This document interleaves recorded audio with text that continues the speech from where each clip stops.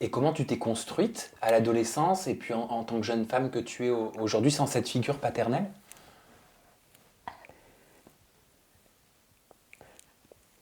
Désolée. T'inquiète pas, je vais demander un petit mouchoir. Non, c'est bon, je vais... Mon maquillage, il va couler là. Merci. Tiens, Je suis désolée, je suis très sensible comme personne. ok. Très sensible. Je peux pleurer pour tout, vraiment quand il y a un sujet qui me... Mais sinon... Donc, ce que je disais, c'est que je peux pas, je peux pas dire... oui, j'ai eu un père parce que grâce à lui, je suis là aujourd'hui. Mais je peux pas dire que c'est mon père. Avec toutes les choses qu'il a fait, je peux pas. C'est horrible. C'est même pas... C'est pas pardonnable. C'est tout.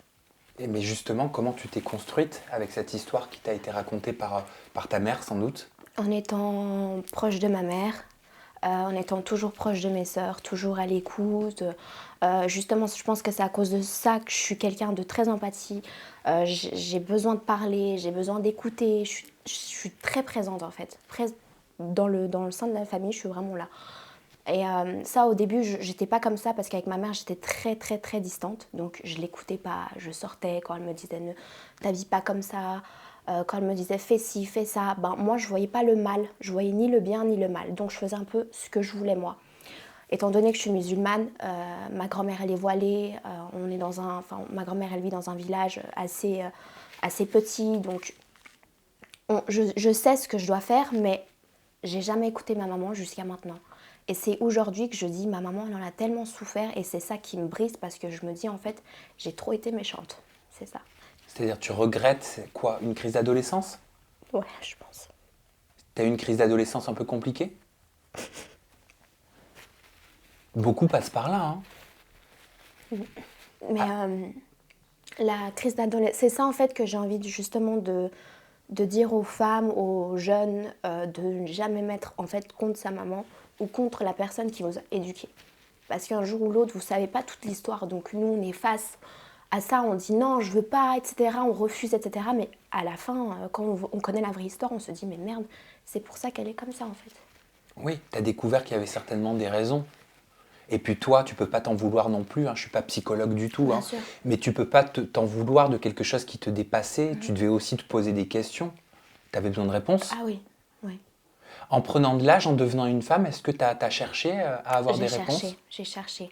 J'ai regardé pourquoi ma mère, elle réagissait comme ça, pourquoi elle était très stricte, pourquoi elle voulait pas que je parte voyager, pourquoi elle voulait pas que je fasse mes rêves. J'ai compris tout ça. C'est parce que elle a jamais eu ça en fait. Elle a toujours été, c'était à peine si elle avait de la lumière ou une bougie chez elle. Elle n'avait rien du tout. Et mon père, il a fait qu'empirer les choses. Qu'empirer les choses. Et c'est qu'il y a quoi? Il y a 2 ans que je sais cette histoire. La grosse histoire qui a fait que pour moi, c'est pas un père. Pour moi, ce n'est pas mon père. Avec quel œil ta mère, est-ce qu'elle voit ta nouvelle carrière dans la télévision, sur les réseaux sociaux? Ma mère, avant, elle était contre. Elle voulait pas. Parce que moi, mon rêve de base, c'est d'être dans le cinéma. J'ai toujours voulu être actrice. Ça m'a toujours intéressée de prendre des rôles différents.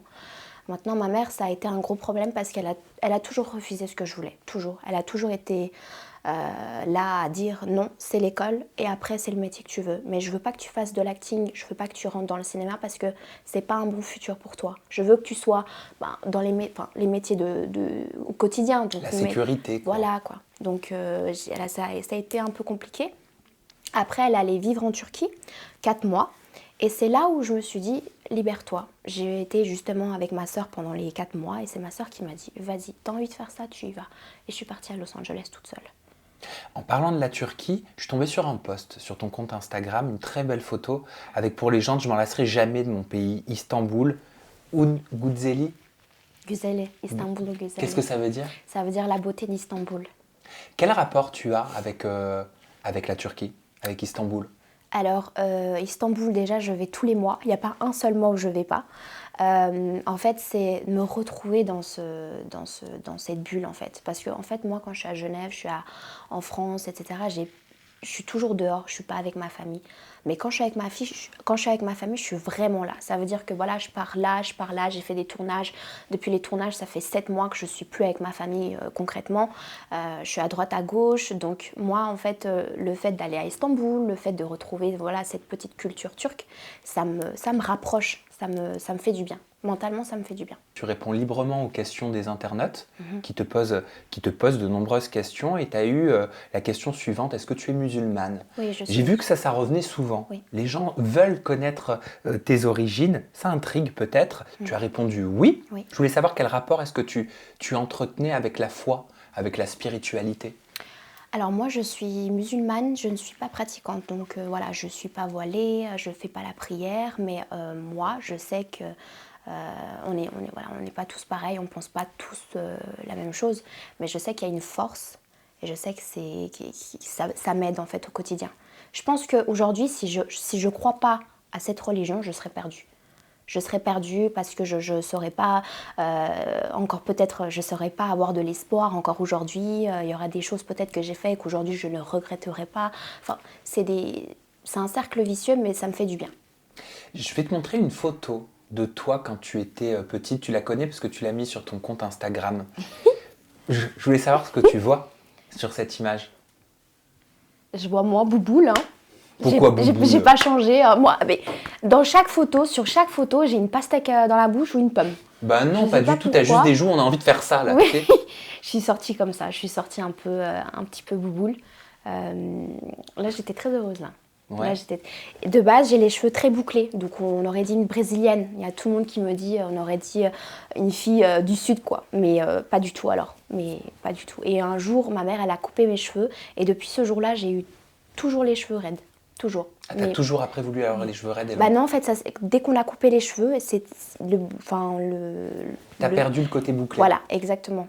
Alors, je sais qu'on peut pas remonter dans le temps, mais aujourd'hui, du haut de tes 21 ans, qu'est-ce que tu dirais à la petite Felicia que tu vois là?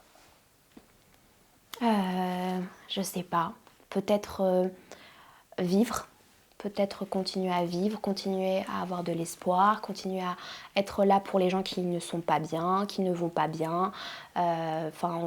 J'ai toujours été comme ça, je crois. J'ai jamais changé, donc ouais, je lui dirais ça.